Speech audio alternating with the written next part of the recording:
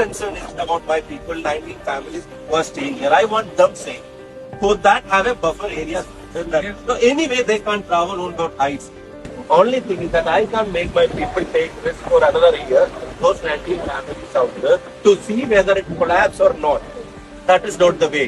Me personally being an MC, I want to say, I have waited for 1 year. I know how you are addressing the issue. I have seen that.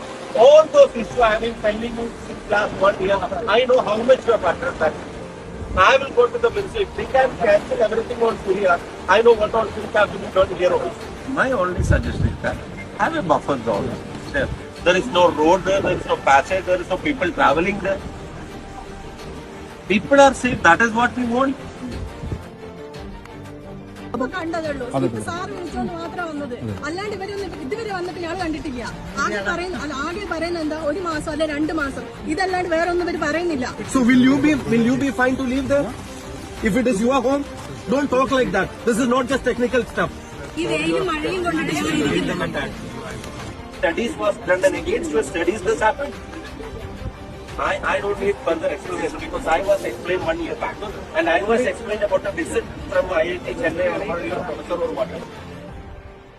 ഇപ്പൊ ഞാൻ അവിടെ ഒരു വീട്ടുകാരനെ കണ്ടു. 15 വർഷമായിട്ടാണ് വിദേശത്ത് ജോലി ചെയ്ത് അധ്വാനിച്ചുണ്ടാക്കിയ വീടാണ്. ആ വീടിന്റെ സൈഡിലൂടെ ഒരു വിള്ളൽ, വാതിൽ തുറന്നകത്ത് കയറിയപ്പോ ആ വിള്ളൽ അതേ സ്ഥലത്ത് ഉള്ളിലും, അതിന് ഇൻ കണ്ടിന്യൂറ്റി അയാളുടെ ടൈലിട്ട സ്ഥലത്ത് പോലും വിള്ളൽ വന്നിരിക്കുക. അയാളോട് ഇനി വിദഗ്ധ സംഘം വന്നിട്ട് ഈ കെട്ടിയത് സേഫ് ആണെന്ന് പറഞ്ഞാൽ അയാൾ അവിടെ തന്നെ താമസിക്കും. ഞാൻ താമസിക്കുന്ന 19 കുടുംബങ്ങൾ അവർ പറയുന്നത് ഞങ്ങളുടെ വീടിനകത്ത് വരെ ക്രാക്ക് വരാണ്, മേലക്കുള്ള റോഡ്. ഞാൻ അവരെയും കൊണ്ട് അവിടെ നിന്ന് കയറി ഞാൻ ചോദിച്ചത്, ഒരു മനുഷ്യന് കയറി ഇറങ്ങി വരാൻ പറ്റാവുന്ന തരത്തിലാണോ ഈ കാര്യങ്ങൾ ഡിസൈൻ ചെയ്തിട്ടുള്ളത്? എങ്ങനെ വയസ്സായ ആളുകളും കുട്ടികളൊക്കെ അവിടെ നിന്ന് കയറി ഇറങ്ങി വരും?